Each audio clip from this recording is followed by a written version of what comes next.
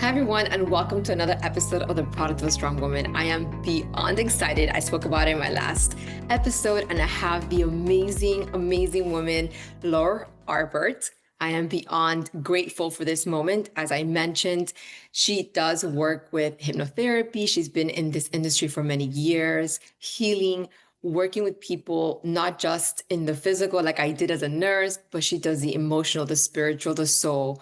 And she has focused a lot on womb regression. I mentioned that I saw one of her master classes that helped me so much.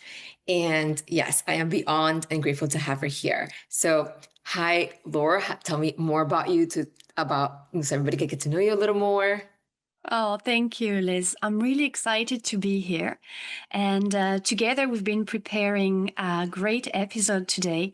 As you mentioned, I'm a hypnotherapist and I specialize in regression. So, regression is basically going back in time so you can view scenes from the past that affected you and you can interrupt the patterns and reinterpret what happened to you. So, you can be free from suffering, from different issues. They can be physical, emotional. And what happened in my work is that I started with what we called inner child regression.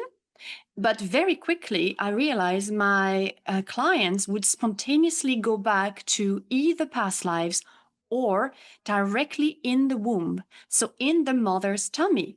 And I found that amazing because when they ended up in this place, a lot of healing could actually take place. And so I realized that the womb and memories that are way beyond just our formative years, childhood, they hold the key to our personal healing. So I've been guiding people to go there, whether they go there spontaneously or whether I feel that they need to go there or they ask me to go there, then I guide them there so they can get the healing that they want and need to live the life that they want today. Beautiful, beautiful. So, I want to begin with starting off with where does it begin? Like our memory, because I know a lot of people are going to be like womb regression. Like, what do you mean? Like, how can you remember this? And I really think it's important to start off like just understanding like the concept of when actually our memory begins and our souls, because we have our body, we hear about our soul, our spirit, and how does that all just initiate in our lives, especially in the womb, because we're able to go back. And I'm also a hypnotherapist. I've had a client actually that I mentioned to you. I didn't realize she was in the womb. So tell us where that you've now have had many clients and this that now you've understood like the beginning initiation of that. Yeah. So it all comes down to beliefs. So what we have to realize is that because it happens so much and so often in therapy, not just with me, but with so many hypnotherapists, it happened to you, whether as a client or as a therapist, you go back to those places where currently science, as we know it, so science that is not quantum science, but that is more limited, would tell you, oh, memory is in the brain, is linked to neurons, and that's it. It's kind of stored within you, within this body. But if you look at quantum physics, it tells you that actually there is the possibility that memories are stored elsewhere in basically another locality and that we access them. It's a bit like your brain is a receiver, an antenna for memories that are locked elsewhere. So once you start understanding that the new science might be able to explain where memory actually comes from and that it might be located elsewhere, then you open up the possibility to believe what a lot of people believe from first-hand experience because they've actually had the experience themselves, that, oh my God, I can remember things when I wasn't in this body, when I was not fully, and I'm going to use a loaded word here, but incarnated in that body. All right. So we go into the idea of incarnation and what it is to be human. And do we have a soul? Are we just this body? There is this famous saying that we are spiritual beings having a human experience. And if you look into many teachers around the world in so many countries, coming from so many different countries in the planet, they all have the same belief that there is something called spirit. You can call it spirit, you can call it the soul, that basically within human beings, it's not just cells multiplying and life dying and that's it. There is a soul, an eternal self that carries on, okay, after we pass on, after we die.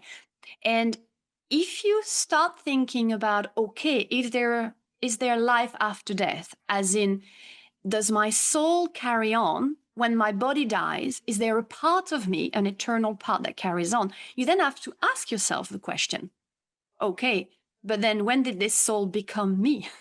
When did this soul incarnate and merge with my body today? So you can't ask the question of the end of life if you don't ask the question of the beginning of life, because it's a circle. Yeah? So this question of soul it's basically, we can ask ourselves the question, if we have a soul, is it possible to talk directly to the soul? Not just the person we are today, with the perspective of you, Liz, and me, Laure, in this life, with the parents we have, the culture, the environment we live in, but also the perspective of the soul, who knows more, because it arrived onto earth, into this body, and one day it will leave the body. I love what you just said in regards to, if we feel that, and depending, different beliefs, different religions, believe that the body or the soul will go somewhere, right? So when did it begin? Because it's going somewhere, right? And I think that it's such an amazing, even topic to bring up, because as a nurse, I mean, I mentioned to you earlier too, was that I worked as a critical care nurse and also an EMT actually prior to that. And I've been very closely to people during the last minutes of life. And they have this clarity, and even the family members will be shocked that they're mentioning people that had passed away a long time ago, right? So it's like, if at that age we've become, less cognitive, physically functioning, back to childhood, because literally, eating, diapers, like all that is happening, the cognitive is gone, but yet somehow they remember this. It's like the soul, like you said, right? There's the one, and then there's the soul.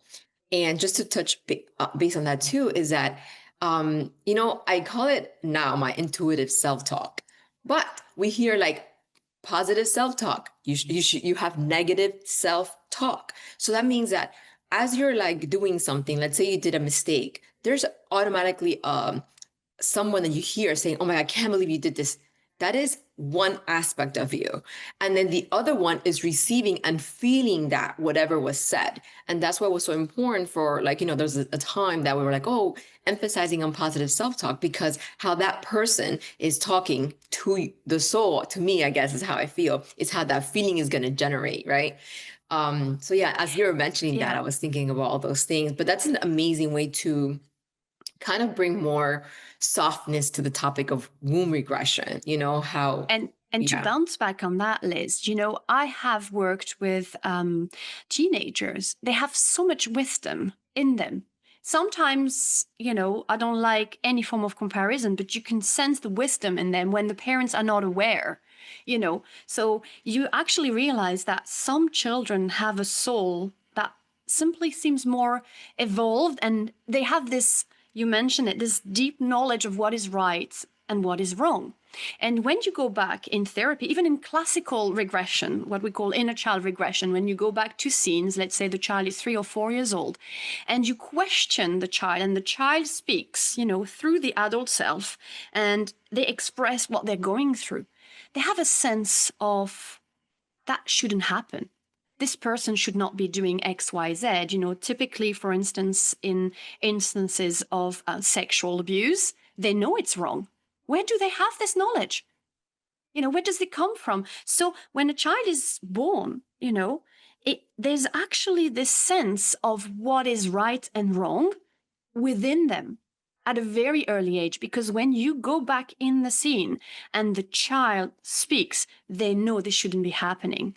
They know that's not right. So where does that come from? This sense of good, where does that come from?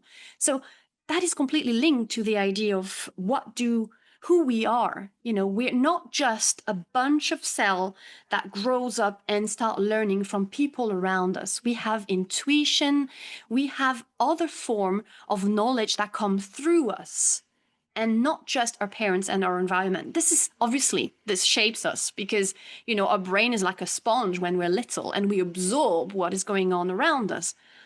But it's not the only place we get knowledge from. And when I say knowledge, is deeper in the sense of knowing. Yeah. And then just wanted to ask you, like, just for somebody listening in, they've never heard of like hypnotherapy, especially womb regression. That seems pretty heavy, right? But it's pretty soft now that we explain, like, just like near death, we're just connecting the beginning of that cycle. So, how would it be like to transition? Like, does a person, what if they fear that they have no control, that they are like, oh my goodness, like, am I going to be? Because I had a client one time that she was also very like scared because she had a feeling that something bad happened to her when she was a child. So even in that perspective, I kind of had a feeling that this was going to be a difficult, because you truly have to be open and I want to do this, right? But how would you tell someone that are they still in control while they're in womb regression and hypnotherapy? What will you tell Yeah. them? So the first thing, you're always in control, because when you do hypnotherapy, you are doing therapy with hypnosis, and the aim is a therapeutic dialogue. And hypnosis is not something you go into if you don't want to. You actually go into self-hypnosis. My voice, our voices, as therapists, is to guide you there, to relax, to keep you safe there. But you are the one entering into that realm. Nobody can hypnotize you. What you see, in the kind of like show is basically those people want to be in that show and they accept the suggestions. So you're always free to not accept the suggestion. So if you don't want to go back to the womb, you can always say, I don't want to go back to the womb. And even if I say, and now you're going back to your mother's tummy at a time after conception and before birth, it could be that then you decide you don't want to go there. And then you're free to do that. But let me tell you something, Liz. What I've realized is that I've had clients who are more or less spiritual, more or less what they call, I'm very, in French we say Cartesian, it means, I'm very scientific based. My mind is very, I'm very, I'm on in my mental mind and I'm analytical, I'm X, Y, Z. They end up in the womb. Quickly, Like quickly, quickly. sometimes even quicker, like anyone else. As long as you feel that you are safe and the person who guides you does it with compassion and experience and holds that space, that time for you, everyone can go back in the womb. And it's a safe experience for two reasons. First of all, you were already there. So because you were already there, it's nothing new, right? What we're going to bring in is a new perspective. Second of all, once you're there, you can decide to view the scene rather than be in the scene, which gives a little distance. So clients who've had traumatic experiences happen to them, they don't have to relive it. They don't relive it, they review it. They're looking at it from the outside. Now, is there a moment of discomfort? Yes, absolutely. And no one should ever consider going for hypnotherapy at that level of, regression and depth of work if they're not willing to be uncomfortable. But the discomfort is a very short period of time and you go through it. And as therapists, we guide them through it. Okay. So they remain safe and they can learn a new perspective. And we'll talk about it later, everything you can do in the womb. But basically, the womb is a place anybody can get to. It's very easy. I have never had a client who couldn't go back to the womb. And it's surprising how easy it is because they remember as their identity today. So it would be Liz and Laure remember this on a certain level of identity, but also on a soul level. And when a baby is about to be born, when a baby is about to enter the world, there is this sense of what's going to happen. What's going to happen to me? So all those senses are heightened. And you mentioned intuition earlier. There's an intuition. We kind of know, all the clients said, oh, it's not going to be an easy one. Oh, it's not going to be easy. Where does that sentence come from? Oh, I sense what is going on? That's not going to be easy. Oh, this family. Oh, oh, oh. And then you can end up having conversations about, all right, so this family, did you choose your family? And this is when you get to the soul perspective. Actually, I chose to be born in that family, and I chose to have, the obstacles and the difficulties that come with being born in that family, because there's something for me to learn there. So this is a perspective you can get in the womb. And it's surprising because your conscious self would never say that because it sounds weird, right? But when you're in the experience, it comes naturally. As therapist, I question, and the client is always able to not answer, but they answer straight away because they know, and they don't even know how they know, they just know and they sense it. And you mentioned earlier as well, a client thought something bad had happened to her. How many people walk this earth knowing that something not right happened in their childhood? They can't put their finger on it. And you know what? From the perspective of the law, it would be like, how is it possible to retrieve those memories? The burden of proof. How would you prove this X, Y, Z? But the person knows deep within themselves. And when they're back talking from the subconscious, not the conscious, then they can access that memory. So a lot of us have, experienced that. I know there's something wrong, but I don't know what it is. I don't know what happened. And then they start doubting and they start wanting to remember consciously. The harder you try to remember consciously, the least you'll be able to do it. Think about your car keys. Where did I put my car keys? Where did I put my car keys? And you can't find them. And then the moment you let go, as you do in hypnosis, when you're guided to relax and the conscious mind is quiet in a corner, watching, not interfering, not intervening, then you remember suddenly. But it's the same principle. So you can remember because it's already within you. The capacity to receive that information is within you. And the yearning to have that information to free yourself from what happened to you when you were so little is also within you. I love that. I think what really even, because I'm the kind of person before I started, having therapy for myself, was a very analytical, like very analytical. And I did RTT, through Marissa Pierce. And when they did that the first time, I went right away, but it was like a film and I had the choice. Like, it was like, do you want to come in here? And it was like, yes, right? But what you said was so beautiful in the fact that we've been here before. So it's not like we're trying to do some magic or doing something, completely out. But it is remember we talked earlier about the separation, right? The self and then your soul. So it's like the self doesn't remember because it only remembers what it physically was programmed and then later on in your life. But the soul remembers, right? So it's kind of soothing the eye, right? That it's okay, we've been here before.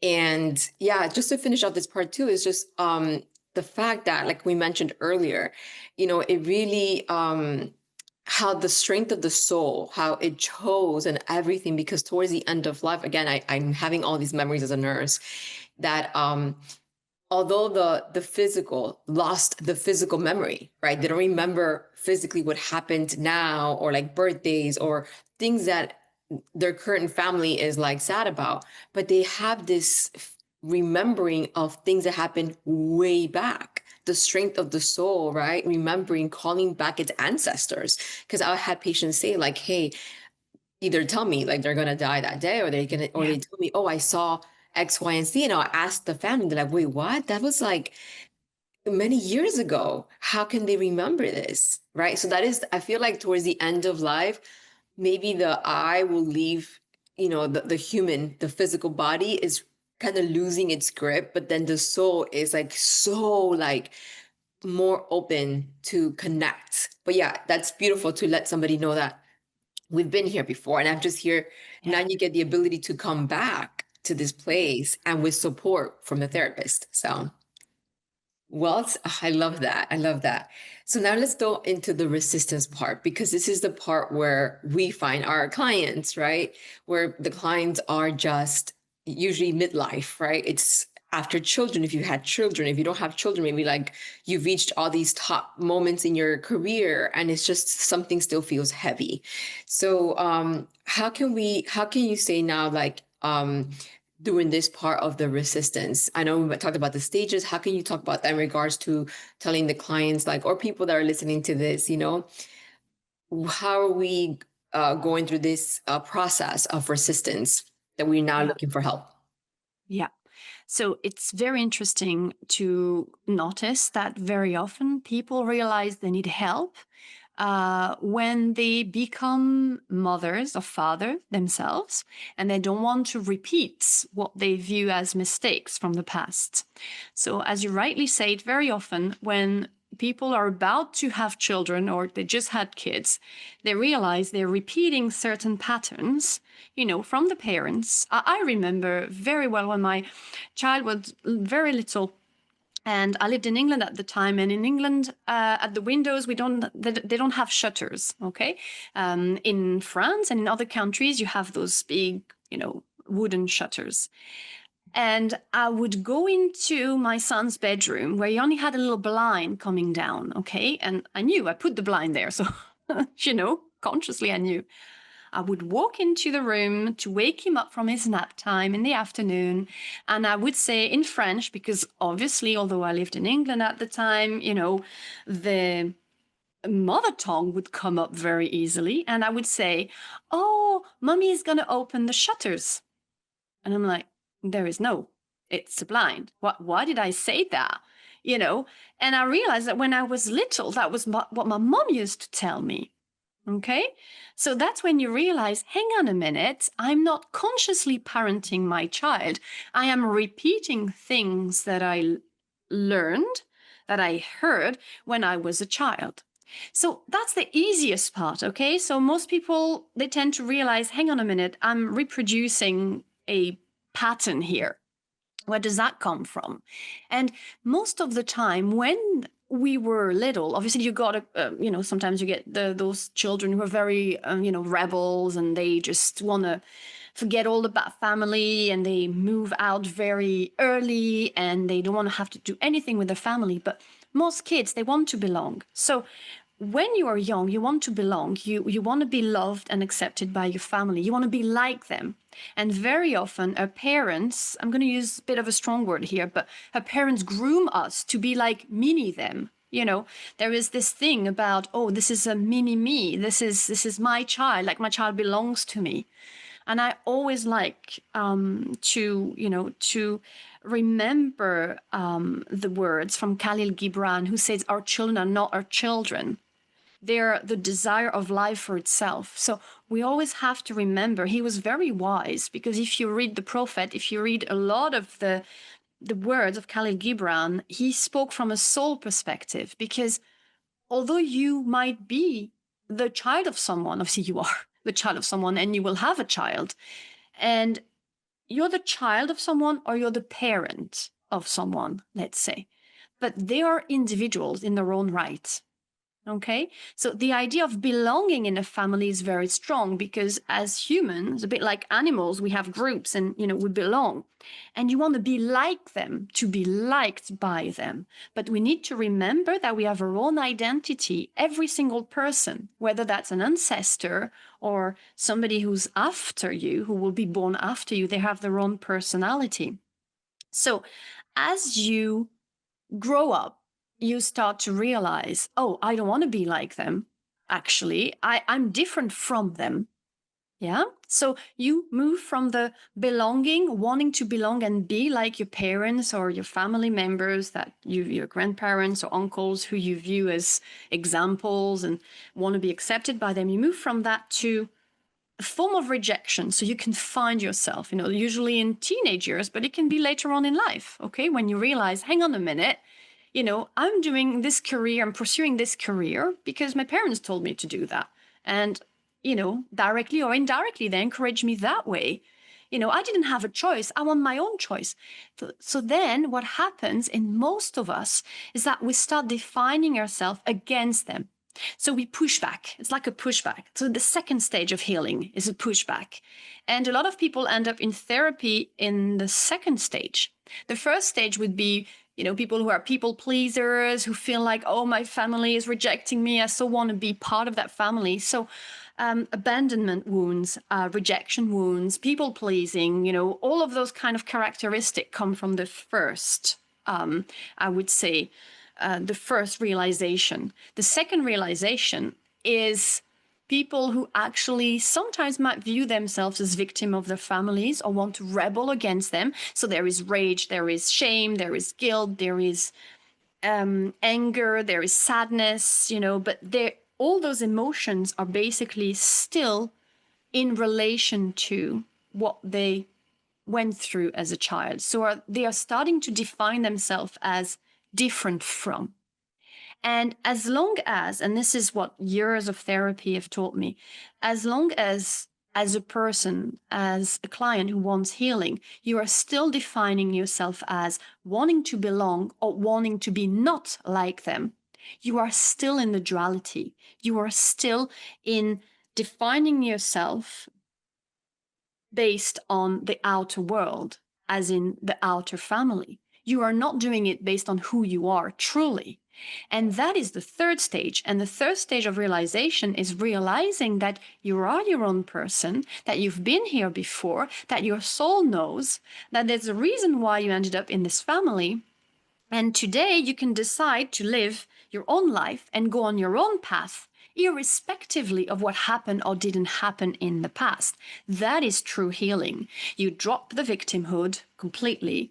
You drop any sense of for or against, pro or against a certain vision of other people who are close to you, and you decide to live on your own terms, feeling the love within you. When you feel that love, it is unconditional love. It is what people call source love. It is the strongest possible love. And then you can share that love with the world. So any relationship you will have after that will be based on that sense of safety and love you have within, independently of what your parents might have done or made you feel in the past. Yes, I think the biggest, what you mentioned was really like on point when you said, being young, it's like we don't realize what you said was, I want to be like them, to be liked by them. And that is from very early on. We see with kids, like, I mean, I have two little children, and it's like, Mom, look at this. Mom, they're always wanting to show you. And then they're looking at what you're doing. I'm a nurse. And also, so my daughter was like, Mom, I want to be a nurse too. And then we can meet together to have lunch. I'm like, she's only 6. And I'm like, you want to have lunch as nurses now? um, so I love that. But see, right there, you are attaching. So that's like attachment. I want to be That's it. like them, to be liked by them. Then we are attached by, I want to be not like them. I want to be different, but I'm still attached to a source to define who I am from this point. So as we reach the third step, which I could definitely say in regards to my relationship with my mom, which I always say, it's not from a lack of love, it was a lack of understanding. Now that you're talking about this, it makes so much clarity to my life right now. But yeah, so it goes from like, I'm love. I no longer have to go to you for that. Because I even had on, and this is just, I want to share like one of my meditations again, where it was like, my mom was very sad in this meditation for some reason. And I saw that I was coming to her like a child looking for love. And I'm thinking like, this is going generations of women and having issues with this. And it's like, how can I ask someone for something they can't even have for themselves, right? And then it wasn't like a guilt, actually. It transcended to like, oh, I am love. And I could just be here with her, no expectations. So now I'm connected. So no longer attached to, I have to be like you. When I started my journey, like this strong woman, okay, now I don't want to be like you. So I was like going through all this therapy. That's when I went to therapy, because I don't want to be like you. And, I had to go through the stages, right? And then I became awake, what we call, right? Where it's like, where you just understand the love and you desire that love for them too, right? So I love how you interpreted that, like that steps that we can see and the people can understand like how we go. And then also just to finish off with that is that you said when you were giving your example with your baby, I know something, so something's not bad, just like a repetition. And it's amazing that you saw that because usually we see a pattern with negative very commonly. But if you're able to do something that, oh, my mom did this home remedy and I automatically do this, or I sing this song, if we're able to do the good things automatically to our children, why will we not do subconsciously the bad things too, right? That we're not realizing that it's being again passed on and passed on. And we see repetition within our family. So I love that. I love the resistance part and yeah, the whole process. So let's step into now, like from being the experience as our childhood, as you mentioned, everything, to now viewing the experience. So now we are separate from that. And this is like basically like towards like what can the client or the person that's like, I've done therapy, and because usually that's the clients that go to hypnotherapy, I feel like the ones that have tried everything sometimes and they're like, I'm going to do this. So, what can they expect now in the other side? Once you've seen your clients, tell us more about that. How does that look? Yeah. So, rightly so, people usually end up doing hypnotherapy because everything else failed. And I'm desperate now, and I need to do something about this. And they're still attached to the problem, but they are willing. This is very important. They are willing to get uncomfortable in unknown territory, uncharted waters, to be able to understand. Everything starts with deeper understanding. I don't know how many times I have repeated those words. It's understanding first. Because before you can let go of something, before you can, I'm going to use a loaded term again, forgive. And when I say forgive, you never forgive someone else. Who are you to forgive someone else? You forgive yourself for feeling the way you felt towards them and the situation. You don't have the power over the other person to forgive them. Yeah, you forgive yourself. And forgiving is letting go of what you once felt. And that made you so, I'm going to say ill, with ill feelings.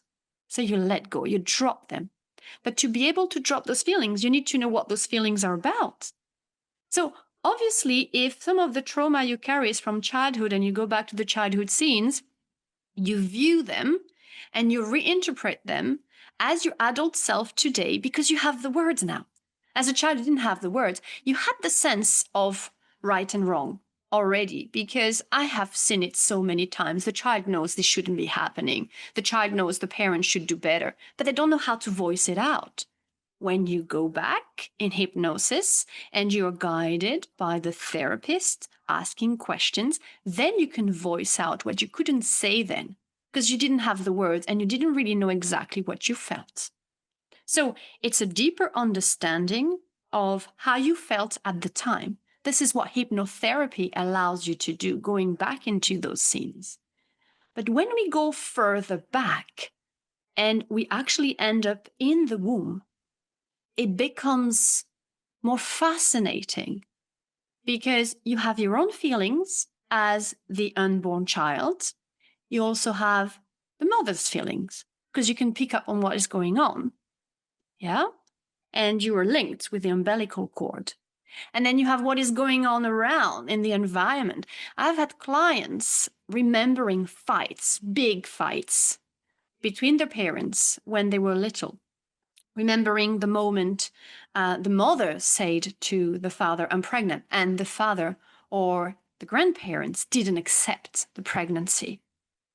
And you would think, how is that possible? It's just an embryo. But that's because you think, again, if you think that the soul is within, you can't understand this. But when you realize the soul is also around, awaiting to be fully incarnated and being born, then you realize that as a spirit, we can view the sin, remember the sin, and know what is going on. So, yes, absolutely. An unborn child will know if they are being awaited with love or rejection.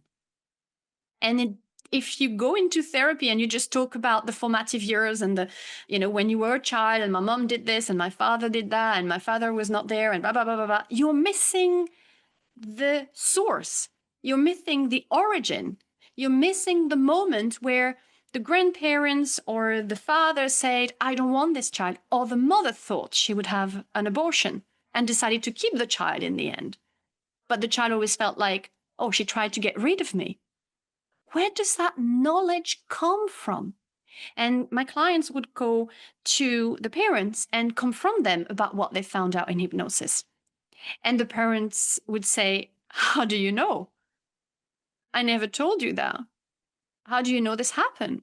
And they were like, well, because I reviewed it. I saw it again. I went back and during the session, this is what I discovered. So once again, where does the perspective come from? It doesn't come from the ego of the client born today as an adult. It comes from the soul and the spirit place, from the higher self. It doesn't matter the words we use. It comes from that part of us who knows, because we were around on an energetic level and we knew what was going on before being fully incarnated into the body. This is how, in my interpretation, based on all those cases that I have seen, and I'm not the only one doing womb regression or past life regression, and people document this all the time, you know, because your soul knows what was going on and could view it. And that way, the soul also knows what they're going to be up against.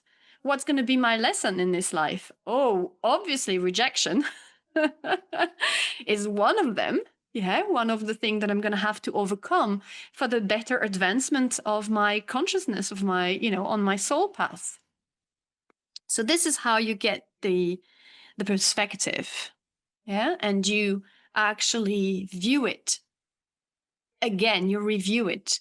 You're not imagining it. You are not interpreting it. And the way people, when they're in that experience, the way the words flow through them, the way this deep sense of knowing comes through them, it is remarkable to see. And when you've experienced it for yourself, you just know, no matter what other people would say, oh, it's just your imagination, or it's just blah, blah, blah. Okay, if that's your belief, but I know because I sense it from within. And I had this deep knowledge. We go back to deep understanding again. This deep understanding, this deep knowledge, this is what happened. And now I understand why I always felt rejected and why I have this thing with my grandparents where there's something not right. Even if the grandparents are suddenly, even if the grandparents love their grandchild now, if there was a rejection before, the child will sense it in a way. So they might misbehave with the grandparents, who knows? But they don't even know why. Yeah. Yeah, no, and as you're mentioning, even like the whole like prior to us and having, the memories and so forth. I talked about earlier in one of my episodes about epigenetics. So I was talking to a nurse and I was, telling her like, hey, I do hypnotherapy. And she goes, I don't like sci-fi movies.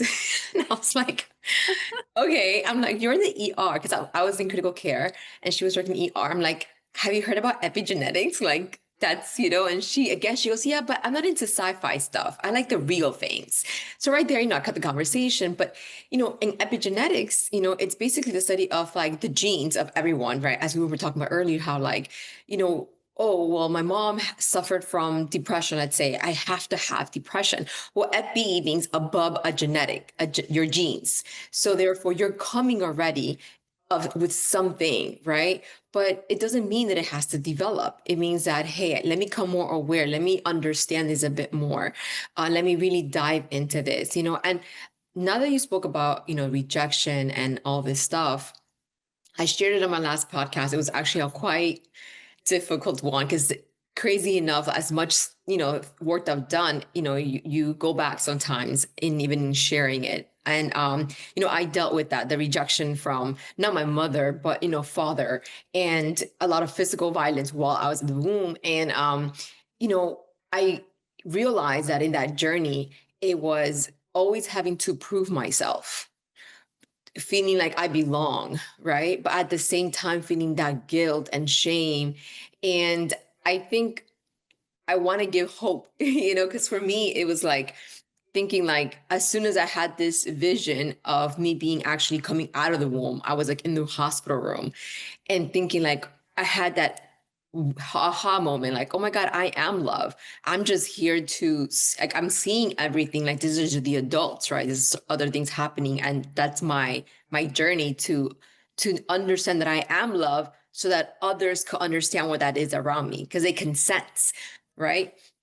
And Yeah. And how can we tell another person, like, hey, like for me, it was like I knew I had to have like a celebration for myself. So like I did this like kind of meditation type of deal where I was like, in the room, and I welcomed me, because I know there was other people that were not able to do that emotionally. So is that something you would recommend, or something like what can you recommend for someone that dealt with that, with rejection, in the womb?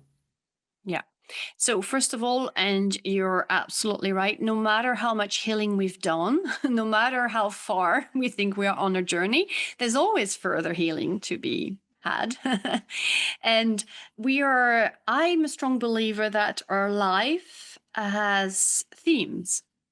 So, the biggest theme of all, obviously, is love. All right. We all have love in our life themes because we are born to remember that we are love. And you, in your experience, as you saw yourself and relived, reviewed, the words are irrelevant. Okay, we can debate on whether it's reliving or reviewing, but as you go through that experience again, because it happened to you before, but from a different standpoint, a different perspective, yeah, and you're viewing that experience of being bored, and you know what is lacking, then you're able to bring in all that energy, all that desire of what is lacking.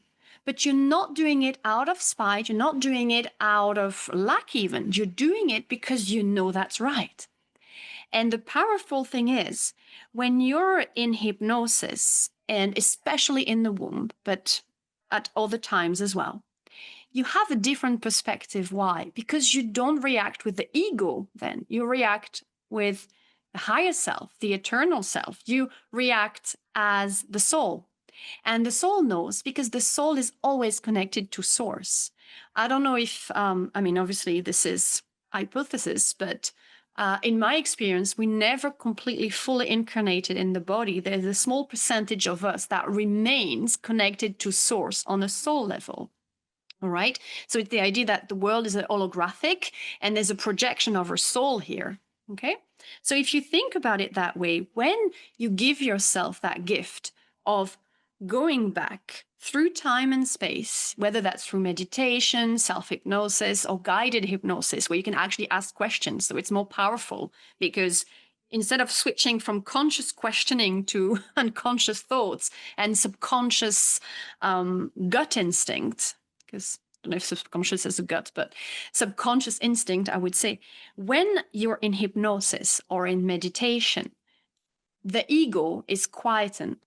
And because the ego is quiet, the soul can speak. And as a therapist, we can get the perspective from the soul then and there.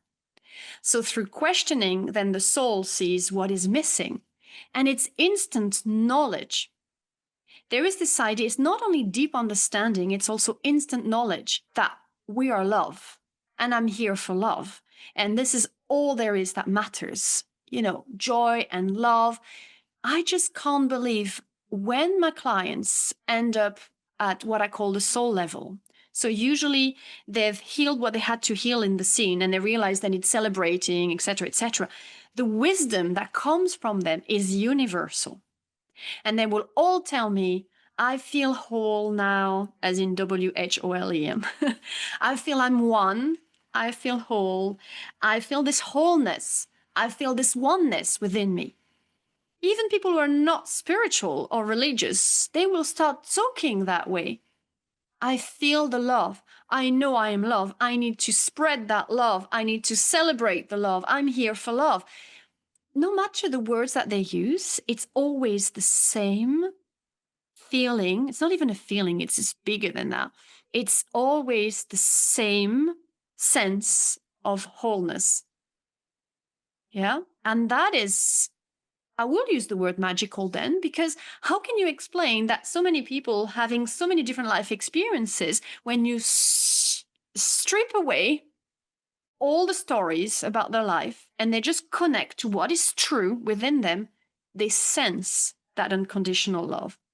Maybe because their soul is still connected to source. And actually, our journey on earth is remembering who we are, and we are pure love.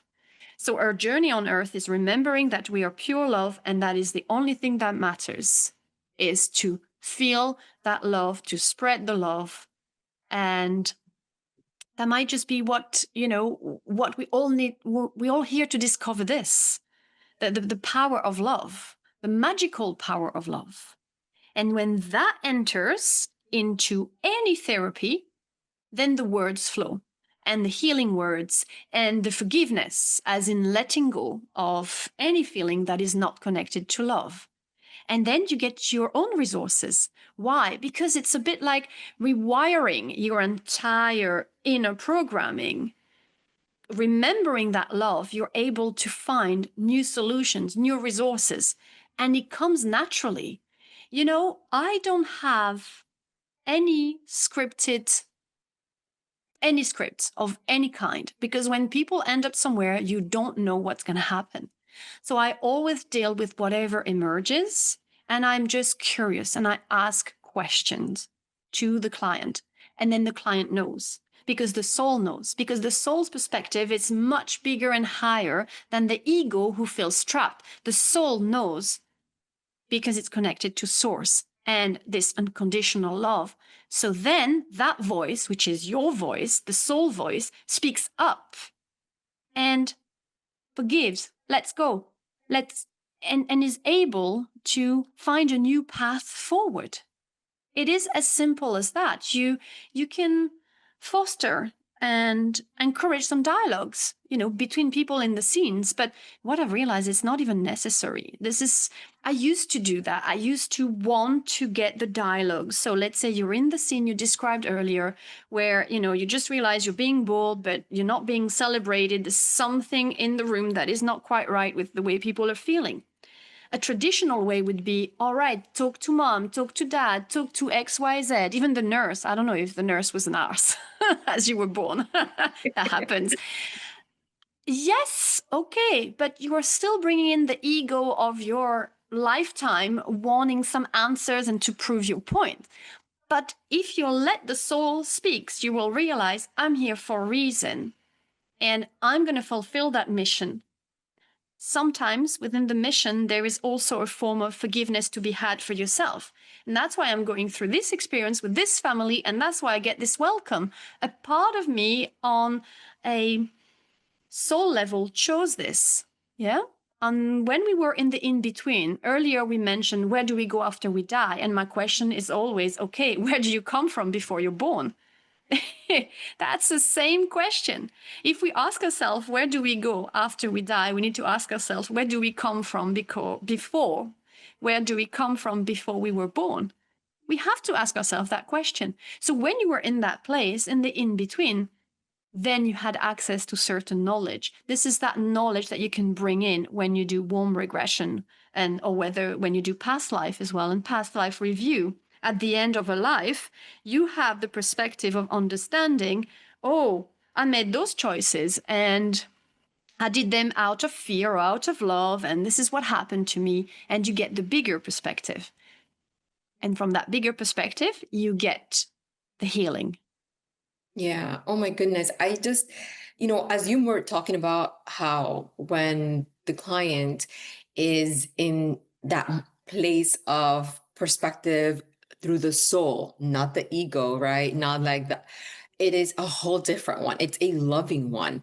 And even as now as you were finishing up, it was like when I've had my clients, one of the things that I kept hearing at the beginning was like, I feel like you're with me because I'm also not bringing my ego. I'm also fully connected. Like I truly have to reach to, and I don't, it's not like a way that, because people are like, how do you do that? Right. It's not something that you like do a program. No, you truly just sit with yourself and there's no motive.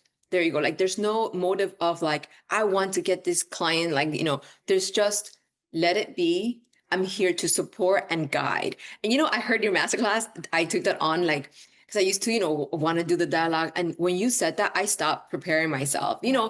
I literally was like, I'm here because then it's the soul. It's like me connecting with you. And I will give an example too. Like I had a client that she for years had this huge anger. I wanted because she had gotten assaulted outside a bar. And I remember her telling me like in the scene, she's like, oh, how do you feel? She's like, I feel like I want to kill them. I want to kill them. I've been wanting to kill them for years.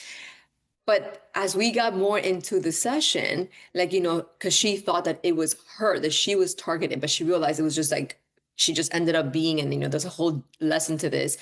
Yeah. She really switched over to like, I was even shocked where she was like, oh my goodness, like, I don't want to kill them. I actually wrote a letter. I had to write a letter to like forgive myself for all these things, what I've been carrying, as you mentioned, which right now, what you just said, honestly, like you probably saw my eyes get this big, like, wow, when you said, who am I to forgive? And it's like a lot of the times, you hear that, oh, I can't forgive, as in it's something that I have to do for someone, meaning that I could give them freedom. And in reality, in the times that I've struggled, it literally came down to understanding I had to forgive myself because I then carried the guilt that I was hurting myself for so many years Yeah. because of false belief. But, understanding and then connecting to the journey, what I had to learn, which, as you mentioned, like, there's so many things that clients come with, but it's really rooted in the power of love, the source, as you mentioned. And how beautiful I feel like now, as you talked about that we get to connect with someone, not in the intellectual level, but we get to connect with them in the soul level, and then they can feel safe with that. And we do, and your clients find you, when your clients come to you. This has happened so many times, clients who are more spiritually aware and they just, and they're like, oh, I knew that I had to work with you. I just knew. And sometimes, we get on the phone as an initial consultation. And it's like many things in life, within the first few seconds, Yeah. minutes, the person knows Mm-hmm. that you are the right person as a therapist to help them, to guide them, because you never heal anybody. The person heals himself or herself, but the person does that with the right guide. And the guide shows up when the person is ready to undertake, the journey. But to be ready to be on that journey, you need to have an open mind. And the open mind it's always there. Well, let me try and rephrase this. It's an important point. When we are with our clients and we guide from also a place of love, the way questions come through me, it's completely intuitive. It just comes through me. And sometimes even my eyes close and I don't even know where they come from. Sometimes you get deceased loved ones who end up, I remember a long time ago, one of my first sessions that was so deep and spiritual, as a starting counting down the stairs, I knew there was someone there. And I saw my client bursting into tears, and I do everything online, and you can sense, online doesn't, I mean, this is just crazy because, it's through the screen, but you feel everything, you have that connection. Yeah. And the person, the woman, she started also, I could see the tears, and he was her deceased father who committed suicide when she was very little. And he was there going down the stairs with her. That was one of my first experience. And, and I was just like, not all our deceased loved ones will be around in such an obvious way. Some of them, they're around, but they might not show up. Yeah. Here, obviously, there was a lot of healing to be done. And, between the father and the daughter. So he showed up. But even if they don't show up, there is within the invisible world a lot of guidance that is available. And when, as a therapist, you work on your own self awareness, on your own personal vibration, then you're able to pick up on this. And let me tell you, this is very important. Anyone and everyone can have a dialogue with their soul and receive guidance. Okay. It's not some of us can and some of us can't, whether we're therapists or clients.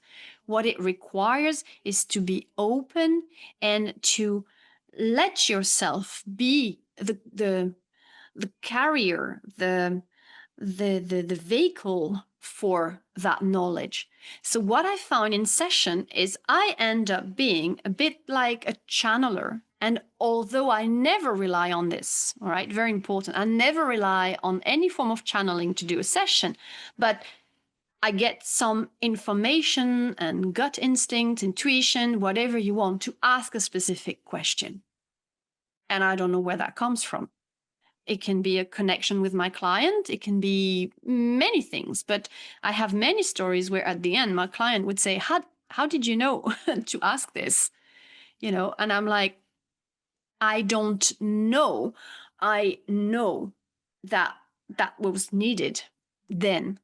That comes through experience, but that comes primarily because we can all have it through deeply connecting to the other human being, not wanting to fix them, not wanting to tell them they're right or wrong, because you see that unfortunately a lot in therapy, with no judgment, just pure love, as much as we can foster that love within us as human beings, because obviously pure love is, some people call it universe or God or source. Pure love is something we have access to, and it's the truth about who we are. But on a daily basis, we don't always act from pure love. But when you're in a session, you bring in as much of that connection to source. And that's when healing unfolds. Yeah. Oh my God, this has been such a beautiful, beautiful journey. And I think that a lot of beautiful, amazing nuggets right there too, like golden for even for me as a therapist, as you're mentioning this, because it is true.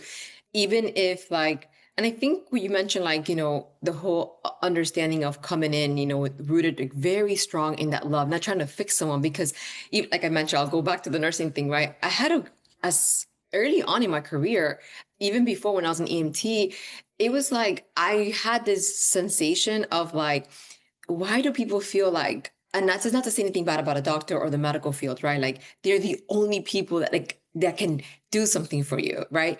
It's like it begins with you, but when you understand and when you go back to remembering that you are rooted in love, that actually comes with big responsibility, which means that if you have the power, you are the only one that can take care of yourself. Therefore, now it's no longer that, oh, if my mom did this, I'll be better. If the politics were like this, my life will be better.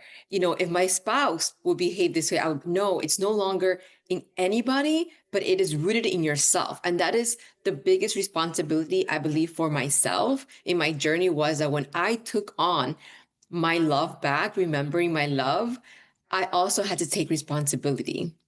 And it was very freeing. It was very freeing because now, as you say, like we still deal with things, right? Things are still coming. It's not like with hypnotherapy, I tell my clients, it's not that we're taking away your triggers or taking away things. It is now that you understand how to understand that you are not the thing, like you're not the experience. You're able to now to see it and see it differently. You're not the experience, you are seeing the experience, right?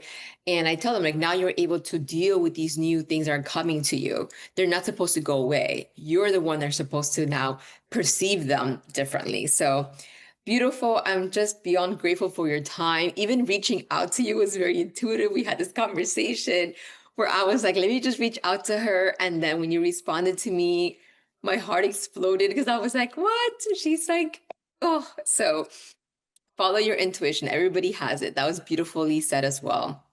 I tell even my close friends, like the journey that I had this year has been beyond beautiful.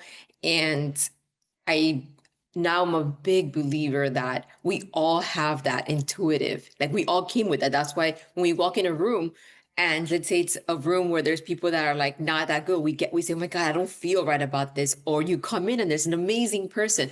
You say it, oh my God, this is an amazing Yeah. room. So we all have that. And anything else you want to leave everybody with, a message that they can take on with everything that we just shared with them today? I would just bounce back on what you were just saying about your journey and how you describe responsibility. I think the first step is always to become aware that there is something and that this thing, whatever it is that is going on in your life, whether that's a pattern, a cycle, you don't want it anymore. Yeah, so you want to break that cycle, whether it's been going through generations and you are aware of a toxic hold within the family system and you want to break it, go for it. Will it be uncomfortable? Yeah. Is it your responsibility? Actually, it is. And it could be that in previous lifetimes, previous lives, you tried to do it before and you failed. And this is another attempt at getting this fixed. All right. People tend to reincarnate with the same family members, but not always. And as I mentioned earlier, our life have themes and there is a mission for us here. You mentioned the responsibility. I mean, we can go through life feeling that we are the victim and that other people are responsible for the way we feel. If we do that, it just means we don't learn and we have to have a shot at it again. But if we realize that we are responsible for our own life, our own actions, how we think, how we feel, and that we have the power to change it through love, then we can do something about it. There is something that I call radical honesty because, in the spiritual world, some people behave in a way that is actually very egoistic. And what we need to remember is that it's not because you call yourself spiritual or that you're interested in spirituality that you don't have to do the work or that you've done it before. And, that somehow you're better than someone else. That's not true. All of that is a projection from the ego to make you believe that, oh, that's it, I'm there, or whatever. Whereas actually we all have to embody the love on a daily basis. And that is through our choices, through our daily choices. Yeah. To do good, to be connected to that oneness, to that wholeness. What is required is radical honesty. And those are the words that I absolutely love. Radical honesty. Does that mean you are right and other people are wrong? Absolutely not. That means you are seeking the truth with radical honesty. And if that truth means that it disrupts your way of thinking and you have to rethink how you view the world, the better. And if that means having tough conversations with people, the better.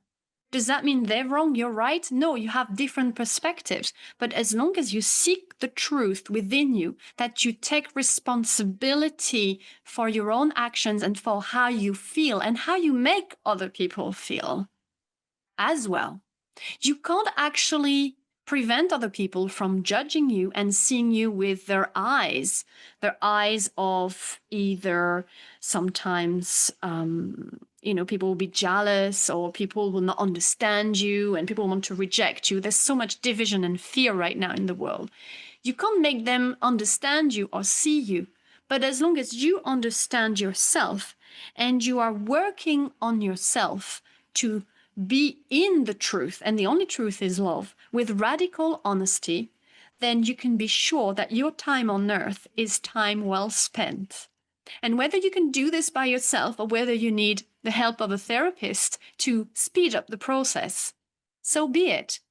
But we are here for a reason, and that reason is simple, is to embody love and go back to that pure form of love.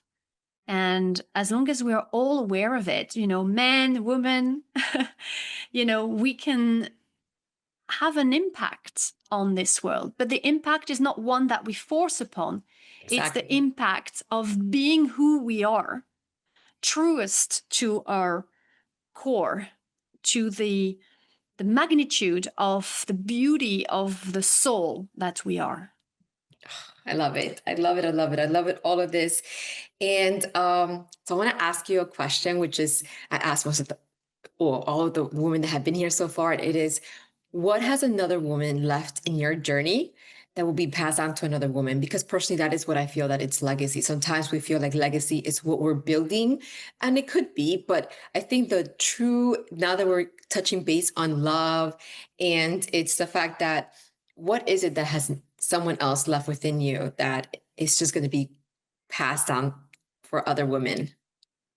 So there is this sentence, and I don't remember it exactly, but it's from Maya Angelou, and she says, "People will not remember what you did, what you said. They will remember how you made them feel." So any woman or men, but I know your question is about women. So for me, it's linked to maternal love because in my life theme, being a mother has been very important. So obviously, I identify with it as love, as in maternal love.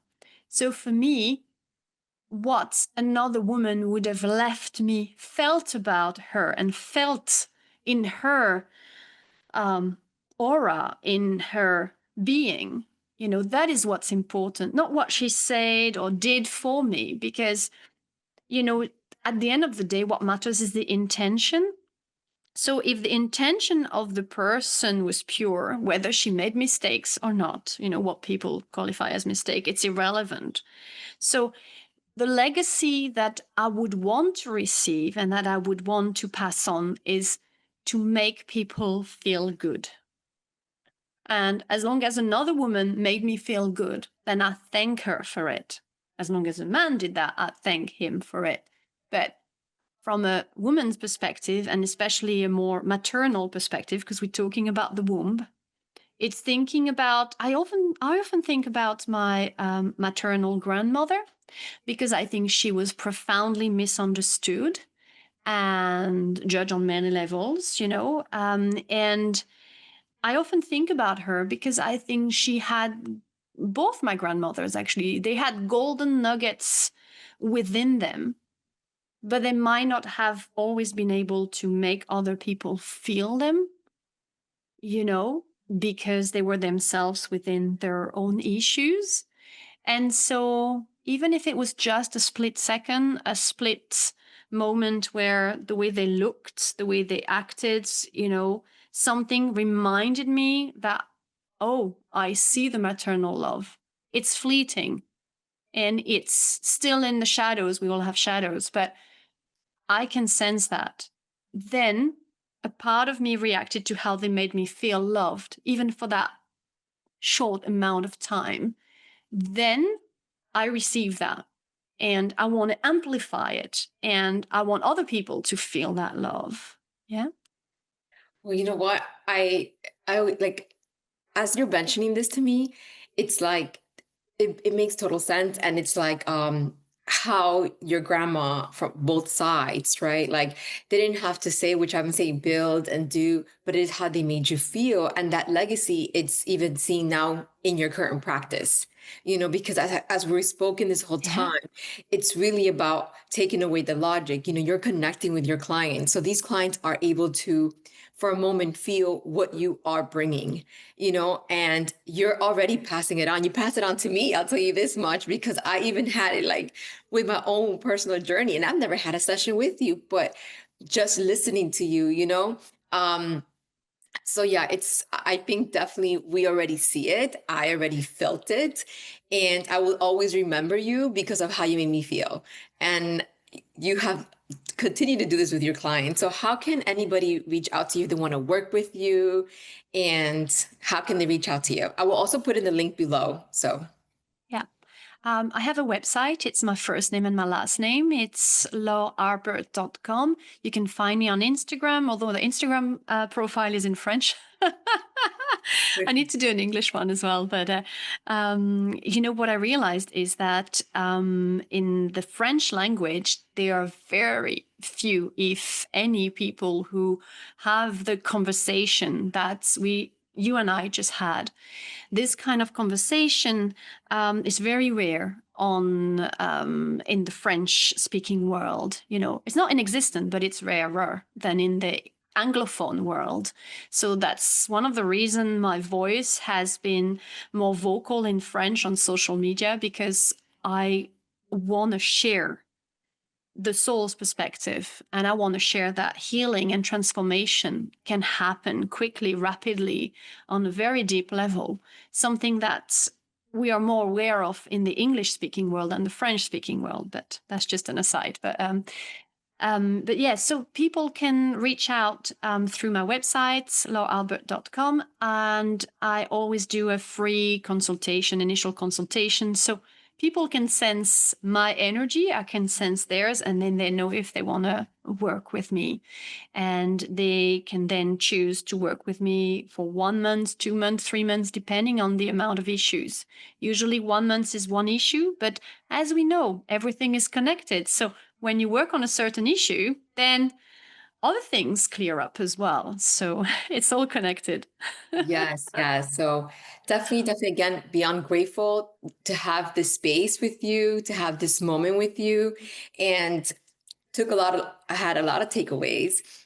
But definitely, going from the awareness to the acceptance and the power of love is something that I think we connected with when we spoke. So I just wanted to say one last thing before we go, because we talked about the ego so much, but I know this person called Mattia De Stefano, and he said something that really, because sometimes we hear the ego, being, and it's not that it's bad, but it's like, he said, the ego is like a child you must educate, not try to control it.